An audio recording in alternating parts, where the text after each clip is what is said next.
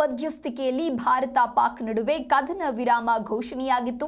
ಹಾಗೆ ಭಾರತ ಪಾಕ್ ಮಹತ್ವದ ಡಿಜಿಎಂಒ ಸಭೆಗೆ ಇದೀಗ ಕೌಂಟ್ ಡೌನ್ ಆರಂಭವಾಗಿದೆ.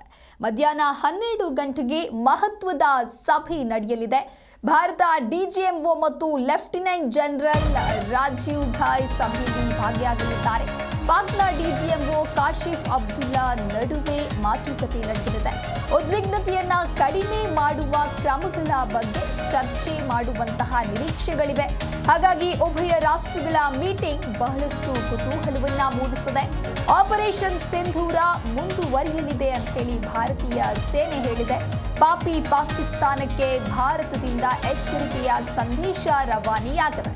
ಒಂದು ವೇಳೆ ಮತ್ತೆ ಪಾಕಿಸ್ತಾನ ಕಾಲು ಕೆರೆದುಕೊಂಡು ಜಗಳಕ್ಕೆ ಬಂದ್ರೆ ಯಾವ ರೀತಿಯಾಗಿ ಬುದ್ಧಿಯನ್ನ ಕಲಿಸಬೇಕು ಅನ್ನೋದು ಭಾರತೀಯ ಸೇನೆಗೆ ಗೊತ್ತಿದೆ ಅನ್ನೋದಾಗಿ ಪೂರ್ಣ ಅಧಿಕಾರವನ್ನ ನೀಡಿದ್ದಾರೆ ಭಾರತೀಯ ಸೇನೆಗೆ. ಹಾಗಾಗಿ ಪಾಕಿಸ್ತಾನದ ವಿರುದ್ಧ ಪ್ರತೀಕಾರವನ್ನ ತೀರಿಸಿಕೊಳ್ಳೋದಕ್ಕೆ ಭಾರತ ಇದೀಗ ಸನ್ನದ್ಧವಾಗಿದೆ. ಇನ್ನು ಭಯೋತ್ಪಾದಕ ದಾಳಿಗೆ ಪ್ರತೀಕಾರವಾಗಿ ಭಾರತ ನಡೆಸಿದ ಆಪರೇಷನ್ನಲ್ಲಿ ಪಾಕಿಸ್ತಾನ ಸೇನೆಯು ಸುಮಾರು 35ರಿಂದ 40 ಸಿಬ್ಬಂದಿಯನ್ನ ಕಳೆದುಕೊಂಡಿದೆ. ಮೇ 7ರಿಂದ 10ರವರೆಗೆ ಈ ಕಾರ್ಯಾಚರಣೆ ನಡೆಯಿತು ಅಂತ ಹೇಳಿ ಮಿಲಿಟರಿ ಕಾರ್ಯಾಚರಣೆಗಳ ಮಹಾನಿರ್ದೇಶಕ ಲೆಫ್ಟಿನೆಂಟ್ ಜನರಲ್ ರಾಜೀವ್ ಘಾಯ್ ನಿನ್ನೆ ವಿಶೇಷ ಪತ್ರಿಕಾಗೋಷ್ಠಿಯಲ್ಲಿ ಈ ರೀತಿಯಾಗಿ ಮಾಹಿತಿಯನ್ನ ನೀಡಿದ್ದಾರೆ. ಜೊತೆಗೆ ಪಾಕಿಸ್ತಾನಿ ನಾಗರಿಕರು ಅಥವಾ ಮಿಲಿಟರಿ ಸ್ಥಾಪನೆಗಳ ಮೇಲೆ ನಮ್ಮ ಸೇನೆ ದಾಳಿ ಮಾಡಿಲ್ಲ. ಭಯೋತ್ಪಾದಕರು ಮತ್ತು ಅವರ ಮೂಲ ಸೌಕರ್ಯಗಳ ಮೇಲೆ ದಾಳಿಯನ್ನ ಮಾಡೋದು ನಮ್ಮ ಗುರಿಯಾಗಿತ್ತು ಅಂತ ಹೇಳಿ ಸೇನೆ ಸ್ಪಷ್ಟಪಡಿಸಿದೆ. ಒಟ್ಟಾರೆಯಾಗಿ ಇವತ್ತು ಕೂಡ ಭಾರತ ಹಾಗೂ ಪಾಕ್ ಮಹತ್ವದ ಡಿಜಿಎಂಒ ಸಭೆ ನಡೆಯಲಿದೆ.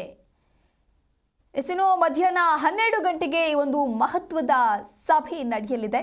ಹಾಗಾಗಿ ಈ ಸಭೆ ಬಹಳಷ್ಟು ಕುತೂಹಲವನ್ನ ಮೂಡಿಸಿದೆ. ಭಾರತ DGMO and lieutenant general Rajiv Ghai ಈ ಸಭೆಯಲ್ಲಿ ಭಾಗಿಯಾಗಲಿದ್ದಾರೆ. ಹಾಗೆ ಪಾಕ್ನ ಡಿಜಿಎಂಒ ಕಾಶಿಫ್ ಅಬ್ದುಲ್ಲಾ ನಡುವೆ ಮಾತುಕತೆ ನಡೆಯಲಿದೆ. ಉದ್ವಿಗ್ನತೆಯನ್ನ ಕಡಿಮೆ ಮಾಡುವಂತಹ ಕ್ರಮಗಳ ಕುರಿತಂತೆ ಈ ಒಂದು ಸಭೆಯಲ್ಲಿ ಚರ್ಚೆಯನ್ನ ಮಾಡಲಾಗುತ್ತಾ ಅನ್ನುವಂಥ ಹಲವಾರು ಪ್ರಶ್ನೆಗಳು ಕೂಡ ಇದೆ. ಹಾಗಾಗಿ ಆಪರೇಷನ್ ಸಿಂಧೂರ ಮುಂದುವರಿಯಲಿದೆ ಅಂತ ಹೇಳಿ ಸೇನೆ ಈಗಾಗಲೇ ಪಾಕಿಸ್ತಾನಕ್ಕೆ ಒಂದು ರೀತಿ ಎಚ್ಚರಿಕೆಯನ್ನ ಕೊಟ್ಟಿದೆ. ಪಾಪಿ ಪಾಕಿಸ್ತಾನಕ್ಕೆ ಭಾರತದಿಂದ ಎಚ್ಚರಿಕೆಯ ಸಂದೇಶ ರವಾನೆಯಾಗಿದೆ. ಇನ್ನು ಉಗ್ರರ ನೆಲೆಗಳನ್ನು ಟಾರ್ಗೆಟ್ ಮಾಡಿ ಹೊಡೆಯುವಲ್ಲಿ ಯಶಸ್ವಿಯಾಗಿದೆ ಭಾರತೀಯ ಸೇನೆ. ಇದರ ಬೆನ್ನಲ್ಲೇ ಮೇ 7ರಂದು ಸಂಜೆ ಭಾರತದ ನಮ್ಮ ನಾಗರಿಕ ಮತ್ತು ಮಿಲಿಟರಿ ಪ್ರದೇಶಗಳನ್ನು ಗುರಿಯನ್ನಾಗಿಸಿ ಪಾಕಿಸ್ತಾನ ಮಾನವರಹಿತ ವೈಮಾನಿಕ ವಾಹನಗಳು, ಸಣ್ಣ ಡ್ರೋನ್ಗಳ ದಾಳಿಯನ್ನ ನಡೆಸುತ್ತೆ. ಅವುಗಳನ್ನು ಭಾರತೀಯ ಸೇನೆ ಯಶಸ್ವಿಯಾಗಿ ಹಿಮ್ಮೆಟ್ಟಿಸಿದೆ. 3 ಡ್ರೋನ್ಗಳು ದಾಳಿ ಮಾಡುವಲ್ಲಿ ಯಶಸ್ವಿಯಾದರೂ ಕೂಡ ಕಡಿಮೆ ಹಾನಿಯನ್ನ ಉಂಟು ಮಾಡಿದೆ ಅಂತ ಹೇಳಿ ಭಾರತೀಯ ಸೇನೆ ನಿನ್ನೆ ಮಾಹಿತಿಯನ್ನ ಕೊಟ್ಟಿದೆ. ಹಾಗೆ ನಾವು ಭಯೋತ್ಪಾದಕರನ್ನ ಮಾತ್ರ ಗುರಿಯಾಗಿಸಿದ್ವಿ, ಆದರೆ ಭಾರತದ ನಾಗರಿಕರು ಮತ್ತು ಮಿಲಿಟರಿಯ ಮೂಲ ಸೌಕರ್ಯಗಳನ್ನು ಪಾಕಿಸ್ತಾನ ಟಾರ್ಗೆಟ್ ಮಾಡಿ ದಾಳಿಯನ್ನ ನಡೆಸಿತ್ತು. ಅದಕ್ಕೆ ತಕ್ಕ ಪ್ರತ್ಯುತ್ತರವನ್ನ ಭಾರತೀಯ ಸೇನೆ ನೀಡಿದೆ. ಇನ್ನು ಪ್ರತೀಕಾರವಾಗಿ ಲಾಹೋರ್ ಬಳಿ ಮತ್ತೆ ಗುಜ್ರಾನ್ವಾಲಾ ಬಳಿ ರೆಡಾರ್ ಸ್ಥಾಪನೆಗಳ ಮೇಲೆ ದಾಳಿಯನ್ನ ಮಾಡಿದ್ದೇವೆ ಅನ್ನೋದಾಗಿಯೂ ಕೂಡ ನಿನ್ನೆ ಭಾರತೀಯ ಸೇನೆ ಸಂಪೂರ್ಣವಾದಂತಹ ಮಾಹಿತಿಯನ್ನ ನೀಡಿದೆ. ಭಾರತದ ಕಾರ್ಯಾಚರಣೆ ಅದೇನೇ ಇದ್ರೂ ಕೂಡ ಭಯೋತ್ಪಾದಕರ ವಿರುದ್ಧ ಅಷ್ಟೇ. ಪಾಕ್ ಜನರು ಮತ್ತು ಮಿಲಿಟರಿಯ ನೆಲೆ ನಮ್ಮ ದಾಳಿಯ ಉದ್ದೇಶ ಅಲ್ಲವೇ ಅಲ್ಲ ಅಂತ ಹೇಳಿ ಸೇನೆ ಸ್ಪಷ್ಟನೆಯನ್ನ ಕೊಟ್ಟಿದೆ. ಒಟ್ಟಾರೆಯಾಗಿ ನಿನ್ನೆ ಕೂಡ ಸಾಲು ಸಭೆಗಳು ನಡೆದವು. ಹಾಗಾಗಿ ಇವತ್ತು ಕೂಡ ಡಿಜಿಎಂಒ ಸಭೆ ನಡೆಯಲಿದೆ. ಹಾಗಾಗಿ ಭಾರತ ಹಾಗೂ ಪಾಕ್ ಮಹತ್ವದ ಡಿಜಿಎಂಒ ಸಭೆಗೆ ಇದೀಗ ಕೌಂಟ್ ಡೌನ್ ಆರಂಭವಾಗಿದೆ. ಮಧ್ಯಾಹ್ನ 12 ಗಂಟೆಗೆ ಈ ಒಂದು ಮಹತ್ವದ ಸಭೆ ನಡೆಯಲಿದೆ.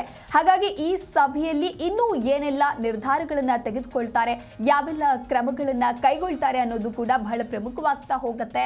ಇನ್ನು ಭಾರತದ DGMO and lieutenant general Rajiv Ghai ಹಾಗೆ ಪಾಕ್ನ ಡಿಜಿಎಂಒ ಕಾಶಿಫ್ ಅಬ್ದುಲ್ಲಾ ನಡುವೆ ಮಾತುಕತೆ ನಡೆಯಲಿದೆ. ಉದ್ವಿಗ್ನತೆಯನ್ನು ಕಡಿಮೆ ಮಾಡುವಂತಹ ಕ್ರಮಗಳ ಕುರಿತಂತೆ ಇಲ್ಲಿ ಚರ್ಚೆ ಆಗುವಂತಹ ಸಾಧ್ಯತೆ ಇದೆ.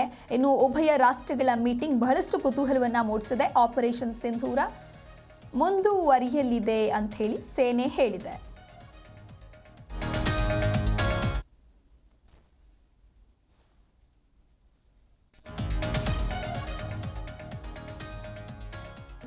ಇನ್ನು ಅಮೆರಿಕ ಮಧ್ಯಸ್ಥಿಕೆಯಲ್ಲಿ ಭಾರತ ಪಾಕ್ ನಡುವೆ ಕದನ ವಿರಾಮ ಘೋಷಣೆಯಾಗಿದೆ.